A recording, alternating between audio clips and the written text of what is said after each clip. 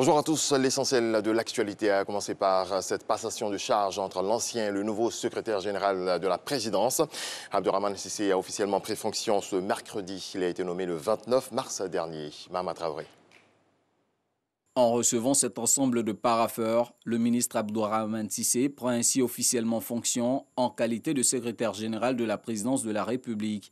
L'ex-ministre du Pétrole et de l'Énergie dit mesurer l'ampleur de la tâche et assure qu'il ne ménagera aucun effort pour satisfaire les attentes placées en lui par le président Alassane Ouattara.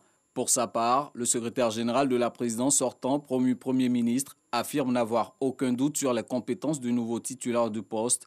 Patrick Hachi se dit fier et honoré d'avoir comme remplaçant Abdourahmane Cissé pour l'avoir vu à l'œuvre ces dernières années. En moins de 24 heures, deux acteurs clés de l'exécutif ont pris fonction. Le pont de collaboration entre la présidence de la République et la primature est de nouveau rétabli. Au chef du gouvernement de conduire l'action gouvernementale conformément au projet de société, au secrétaire général de la présidence d'en assurer le suivi pour le compte du chef de l'État. À Kafolo, la hiérarchie militaire apporte son soutien après l'attaque terroriste. Le chef d'état-major général des armées et le commandant supérieur de la gendarmerie se sont donc rendus dans le nord du pays pour échanger avec leurs hommes. Léon Brou.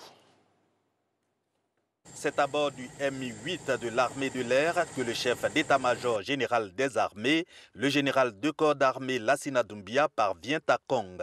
Revue des troupes en compagnie du commandant supérieur de la gendarmerie, le général de corps d'armée Apalo Touré, suivi d'honneurs militaires, puis séance de travail. Le colonel-major Ouattara Zoumana procède à une brève présentation de la zone opérationnelle Nord et le commandant de la zone opérationnelle Est de faire le point de son secteur.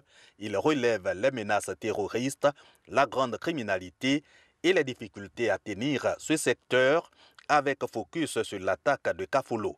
Sur le théâtre des opérations, passage au peigne fin des trois fronts du cantonnement de Kafolo attaqué et des dégâts matériels pour se faire une idée des intentions des assaillants et prendre la mesure de la riposte. Au drapeau en berne en hommage aux deux soldats tombés, la hiérarchie militaire peut saluer la bravoure de ces hommes. Je vais vous féliciter, vous dire vraiment nos encouragements, vous adresser nos condoléances et vous dire que vous avez été braves. Au vu des circonstances et des efforts que vous avez faits, on ne peut que vous le reconnaître. À mon avis, de par mon expérience, combat de nuit, alors qu'on est surpris, perdre deux hommes, c'est que vous êtes bons, les gars. C'est que vous êtes bons, les gars. Vous savez vous battre. Parce que la nuit, quand on voit quelqu'un passer, on ne sait même pas si c'est son ami ou c'est son ennemi. Entre nous-mêmes, on peut s'allumer, parce que c'est compliqué. Perdre seulement deux hommes, je tenais vraiment à vous féliciter pour ça. Sur les consignes pour davantage de professionnalisme des soldats, la hiérarchie militaire est aussi ferme. Pendant que je suis ici, je ne fais pas ce que je veux parce que ma vie en dépend. C'est d'avoir de la réaction, d'être réactif, d'être capable à chaque fois d'ouvrir le feu aussi, de pouvoir riposter aussi. Parce que ce à qui on a fait, ce n'est pas l'adversaire d'avant. Ce n'est pas parce qu'il avait une doucette bien positionnée qu'il ne va pas venir. Il va venir. Alors toi, il ne faut pas donc te dire que comme j'ai mis une doucette là, je peux dormir. Non, tu as mis là, il faut être prêt à employer, il faut être prêt à utiliser, parce que lui, ça ne va pas l'empêcher de venir. Le parc de la Comoé serait stratégique pour les terroristes de l'avis de la hiérarchie militaire qui invite ces hommes à plus de vigilance et de collaboration avec les riverains. L'actualité, c'est aussi l'acquittement de Laurent Gbagbo et Charles Blé-Goudé. La chambre d'appel de la Cour pénale internationale indique qu'elle rejette l'appel du procureur et confirme la décision de première instance. En janvier 2019, l'ancien président ivoirien et l'ex-chef des Jeunes Patriotes avaient été acquittés. La chambre d'appel a donc révoqué aussi les conditions à leur remise en liberté et demandé aux greffiers d'organiser leur transfèrement vers un ou des États de leur choix.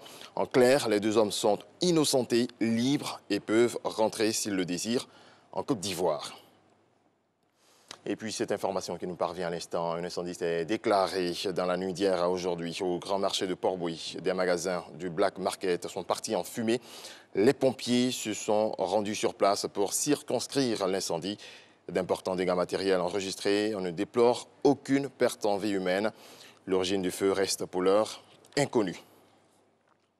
Voilà, c'est la fin de ce tour d'horizon de l'actualité. On se retrouve à 7h. Matin Bonheur se poursuit. Mais avec qui?